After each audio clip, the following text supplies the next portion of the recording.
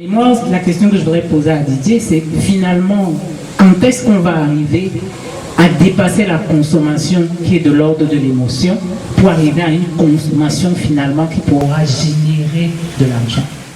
C'est une très grande question parce que ce moment-là, moi-même, je l'attends. Je travaille pour ça.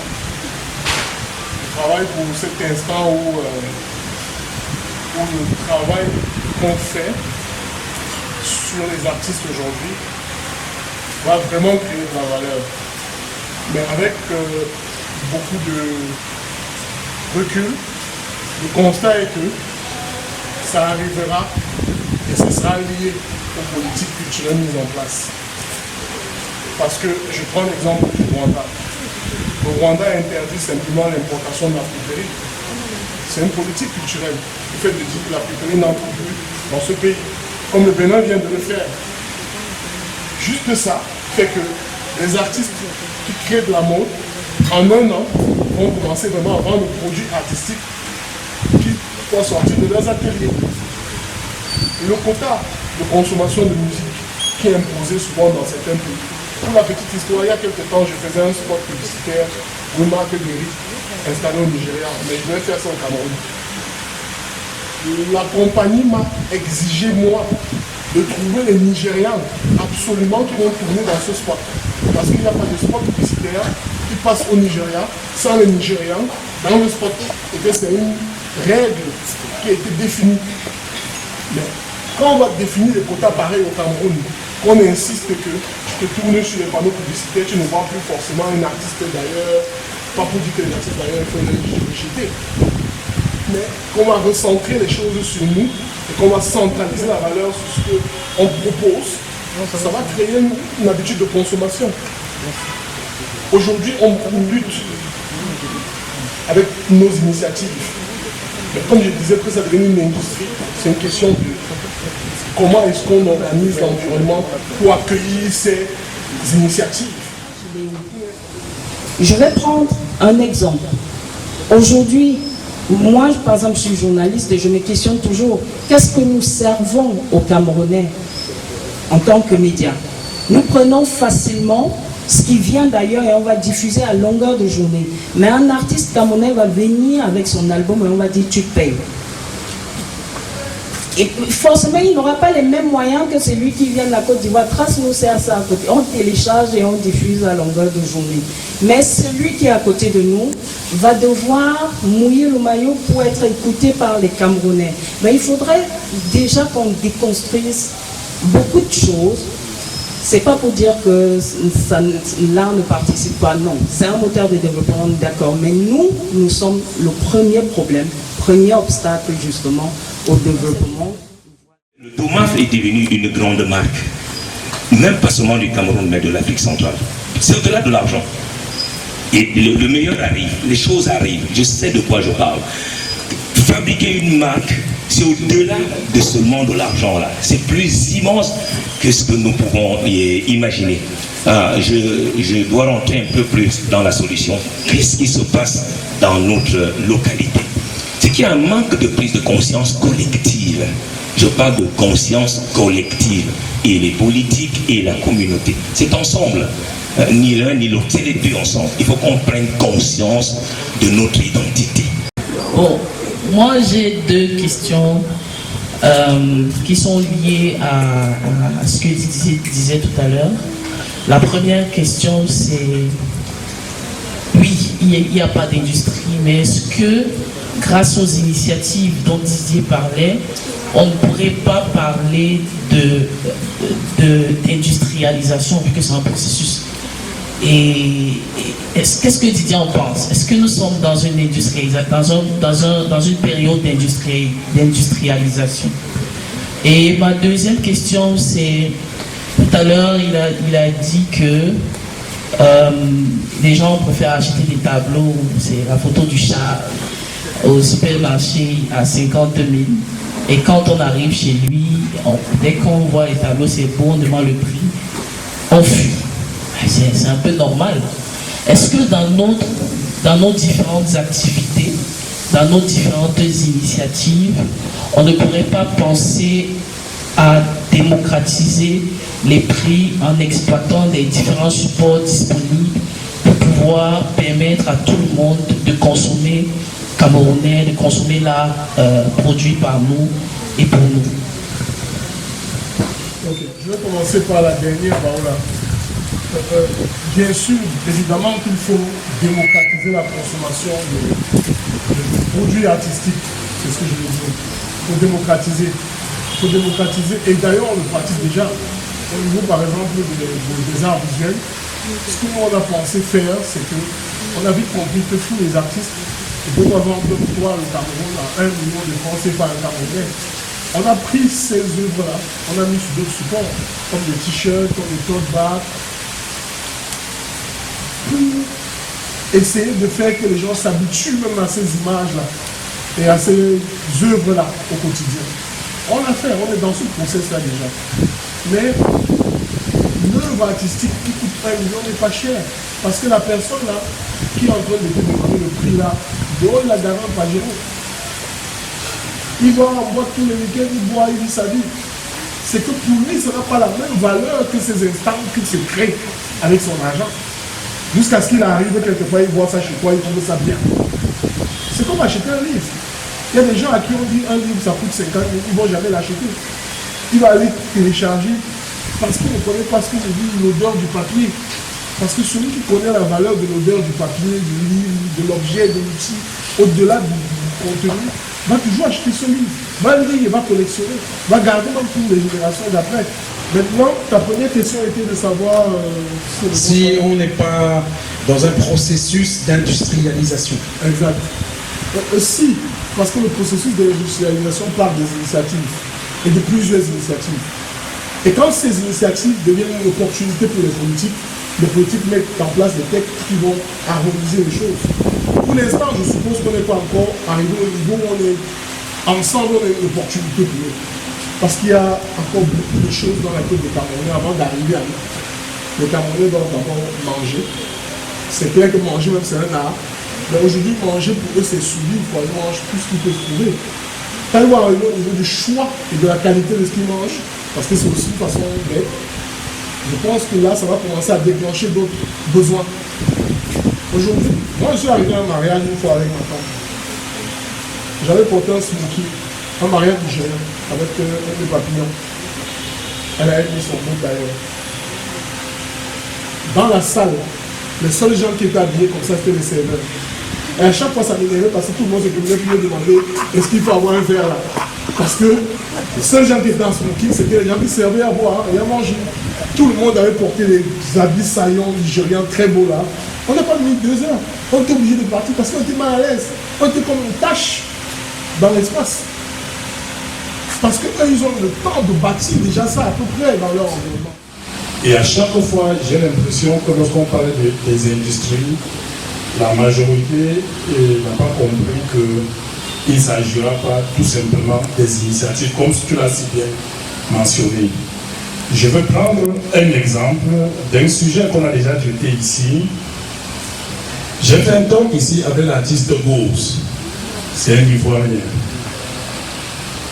Et Gauss, ce soir-là, a attiré mon attention sur quelque chose que j'avais entendu parler par le passé, mais qui n'avait pas vraiment captivé mon attention.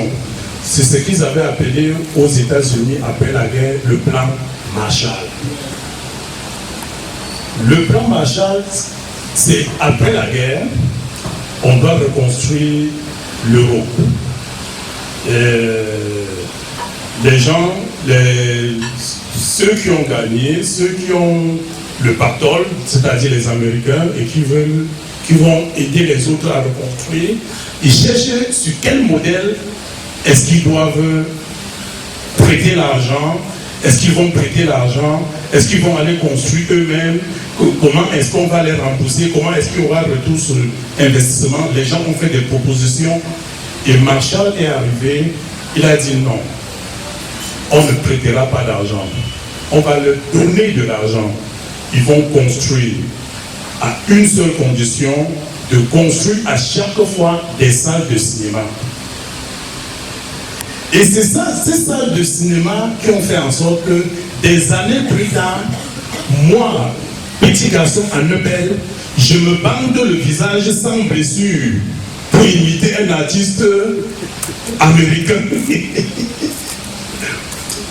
C'est ça qui fait qu'aujourd'hui, même après tous les efforts et tous les éléments de preuve qui montrent que la Chine est passée au-dessus, économiquement, je ne suis pas encore très sûr, peut-être aussi militairement, mais personne ne peut penser qu'il peut attaquer les États-Unis. Parce que Rambo entre dans une ville, il délivre. Les Chinois l'ont compris, ils ont pris le pas avec les Jackie Chan et tout. J'ai vu les Chinois ici à la douche. Tu vois un mec chinois qui gifle un costaud comme moi et qui le regarde et qui ne réagit pas. Il est un peu chez lui. Parce que dans l'imaginaire, tous les Chinois peut-être sont des Jackie Chan. Attention, il ne faut pas chasser ce que tu ne peux pas tuer. Donc, voilà comment, à travers l'art et la culture, on dompte le monde. Poutine nous a montré il y a quelques années que personne n'était allé sur la Lune. Il y a 2 ans, là, avec l'intelligence artificielle, Google est venu faire des tests chez lui, il a dit, chercher une image des Américains sur la Lune. On a trouvé que c'était le montage. Donc, la culture peut permettre de dompter, d'ailleurs la culture permet de dompter le monde. Donc, et ça ne peut pas être juste les petites initiatives qui vont finir par créer une industrie. Il faut qu'il y ait des politiques qui accompagnent et aident à la structuration. Et c'est ce qui nous manque le plus pour le moment. Parce que pour les initiatives, le courage de bâtir, il y en a. Ce qui nous manque, c'est les politiques capables de fabriquer des textes en faveur de ces initiatives-là. Parce qu'ailleurs, par exemple, dans des pays un peu plus sérieux que le nôtre, ceux qui donnent de l'argent pour sponsoriser les programmes artistiques ou des lieux comme ceux-ci, ce n'est pas juste parce qu'ils sont trop gentils. C'est généralement parce qu'il y a une influence sur les impôts après, par exemple. C'est bien dit, hein. Merci Jacques. Alors je me rappelle un jour, j'avais posé la question à Manu Dibango en interview, pourquoi il chantait en douala. Bon, c'est sa langue maternelle, c'est évident. Mais je voulais entendre ce qui sortait lui de sa bouche. Et il avait partagé une tranche de sa vie, c'est que quand il était tout petit, dans les années 30-40, en allant à l'école, quand tu rentrais à la maison, dans les familles, en tout cas dans l'environnement où il était ici à Douala, c'était normal que les familles enseignent aux enfants à parler et même à écrire. C'est-à-dire qu'on traduisait phonétiquement la langue douala sur papier pour que les enfants puissent avoir la possibilité de communiquer non seulement à l'école entre eux, mais aussi parler à la maison, si on est au quartier, se parler entre nous sans que le représentant colonial qui est en face ne comprenne forcément ce qui se dit. Et finalement, il est devenu un des plus grands ambassadeurs des langues africaines à travers le monde parce que son répertoire a été beaucoup habité par son identité. Ici,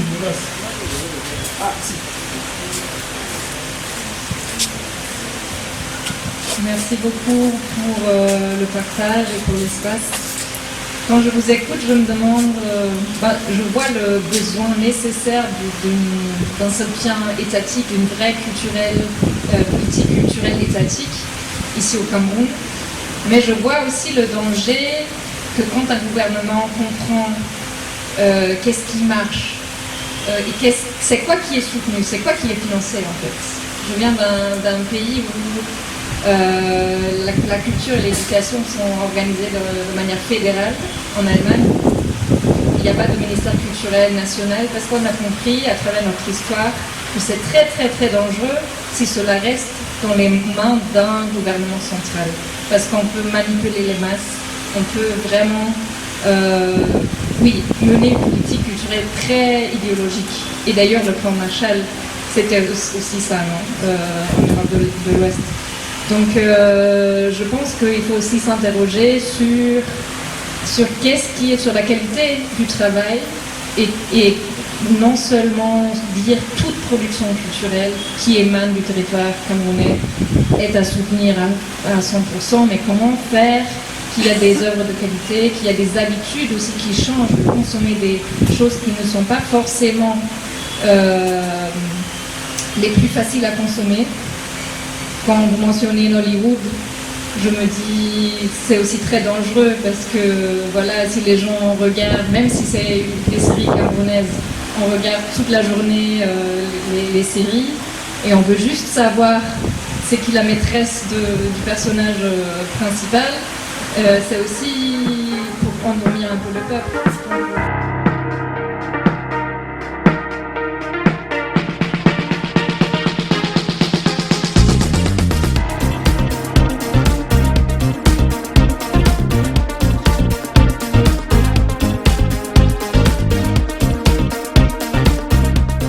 Tant qu'ils ne consomment plus la musique d'ailleurs pour que ça rapporte aux artistes camerounais, on va toujours tenir ce langage. Parce que déjà, il n'y a pas d'argent dans notre musique. Donc, chaque fois qu'on va parler avec ce niveau de radicalité-là. Ou de radicalisme, je ne sais pas comment on le dit en bon français. Parce qu'on a un besoin criard. Notre besoin, c'est de devenir nous. De nous réapproprier notre nous. Et c'est difficile, vu les influences, vu le temps, vu tout tout l'impérialisme qu'on a subi en fait. Ça pèse sur nous tout ça. Donc, pour l'instant, on a un guichet au Cameroun, c'est le guichet étatique. Le guichet étatique n'a pas organisé la société avec des réflexions qui structurent les bouts. C'est centralisé. Les industries camerounaises sont liées à ça. Il n'y a pas d'industrie automobile. Hein. Et même l'industrie camerounaise, là, entre guillemets, c'est embryonnaire. Parce que, quelle est la véritable industrie même au Cameroun? La cimenterie, elle ne nous appartient pas. Les brassicots, ça ne nous appartient pas. Les telcos, ça ne nous appartient pas. On fabrique quoi même en fait? La seule chose qui est réelle, c'est qu'on fabrique des œuvres d'art. Manu Dibango disait que c'est à la maison qu'on nous écrivait le Douala, qu'on nous parlait du Douala. Ça veut dire qu'en soi, l'éducation est d'abord la responsabilité de chaque parent. L'identité est d'abord une question familiale. Si dans ta famille, on ne te fait pas comprendre qu'il y a de la valeur à être un Sawa, à être un gars de l'Ouest, à être un gars du Nord, à représenter ton peuple fièrement partout là où tu es, à être un roi, c'est pas à l'école qu'on va te montrer ça. C'est pas quand tu iras chez les autres que tu auras ce sentiment d'appartenance. Aujourd'hui, par exemple, tu as la chambre de commerce. Tu travailles pour la chambre de commerce au Cameroun. Vous vendez quoi à la chambre de commerce? Quelles sont vos politiques à la chambre de commerce qui intègrent le produit culturel, par exemple? Tu vas chercher là où tu travailles, tu vas te rendre compte que vous pensez à tout, sauf à mettre le produit culturel dans votre schéma à la chambre de commerce. Je ne sais pas si on se comprend. Mais si vous déjà, toi qui es là, agent de la chambre de commerce au Cameroun, ne pense pas à comment vendre, comment développer le marché culturel, le marché de l'art, comment tu veux que quelqu'un enseigne ça à son enfant alors que ce n'est pas ce que lui-même il a? Je me rappelle le gars qui a fait le premier Albert Hall. Royal Albert Hall. Il a un film où il parle, il te dit qu'il a reçu de l'État où il venait au Nigeria une certaine somme d'argent parce que les gars voulaient que le Nigeria s'exprime dans cette salle-là. Et il a pris Dibenji à l'époque et 2-3 autres gars, et ils ont créé un moment nigérien et ça a été le boom. En fait, quelque part, il faut toujours l'État. Parce que c'est une politique. La guerre est culturelle d'abord avant d'avoir n'importe quelle autre forme. Et soit tu l'as subi, soit tu la pratiques. Et pour l'instant, on l'a subi. Oui, je suis toujours un peu mal à l'aise lorsqu'on veut déresponsabiliser la part de l'État. Tout à l'heure, notre ami a dit c'est dans la famille, la culture c'est dans la famille, donc c'est dans le socle familial qu'on éduque. Mais il oublie que l'État a le pouvoir de t'interdire de parler même ta langue. Et ça a été fait. On a fait un travail de recherche ici où on a trouvé dans les archives d'une chefferie à Boneko, c'est à peu près 30 km d'ici, mais pour y arriver, on pratique on remonte le fleuve Vouri pour arriver sur le Cam. On a trouvé des archives où il y avait un document où l'État allemand à l'époque interdisait de communiquer en une autre langue que le Dutch. Et il précisait dans cette lettre, ça devait être du Dutch limpide. À partir de ce moment, toi le parent, quelle qu'en soit ta bonne volonté à transmettre à tes enfants la culture et même juste la langue, qu'est-ce que tu fais? Tu te fais tuer, tu vas en prison parce que tu vas parler la langue, qu'est-ce que tu fais? Donc c'est très facile de toujours croire que non. C'est les individus, c'est nous, ceux d'en bas qui paient les impôts à ceux qui nous foutent bien, qui ne faisons pas assez. Non! Les choses s'imposent. Le mec à Paris qui s'arrête devant le feu à 1h du matin quand il est seul sur la chaussée, c'est pas parce qu'il est trop gentil, c'est pas parce qu'il est très bien éduqué, c'est pas parce que non, c'est parce que c'est que s'il traverse ce feu-là, la contravention le retrouve chez lui le lendemain. Et si c'est 3 fois, il paye son permis. Il a un retrait de permis. Donc à un moment, il y a certaines choses qu'on doit imposer. Et ça ne peut imposer que par une vision étatique. Je voudrais ajouter, que tout le monde comprend, que c'est que les espaces d'art fait, c'est que Doma fait, c'est que nous tous dans le art, dans la culture, on fait. Il faut qu'on regarde ça comme des catalyseurs de changement. Donc on est là pour montrer la fonctionnalité des choses qu'on fait. Et finalement, ce qui nous montre, et nous tous, et c'est un truc à The Forest, on va commencer à faire, c'est qu'après des projets, on sort avec les résolutions, policy making, qu'on propose au Parlement. Ces jours-ci, ces dernières semaines, les semaines à venir, ça se situe dans le cadre d'un événement important parce que ça fait 5 ans que The Forest existe. Je ne sais pas si vous êtes prêts à chanter. Ne me demandez pas où est le gâteau, mais je voudrais qu'on chante quand même. Happy birthday to you. Happy birthday to you. Happy birthday to you, The Forest. Happy birthday to you. Joyeux anniversaire. Joyeux anniversaire. Joyeux anniversaire, The Forest. Joyeux anniversaire.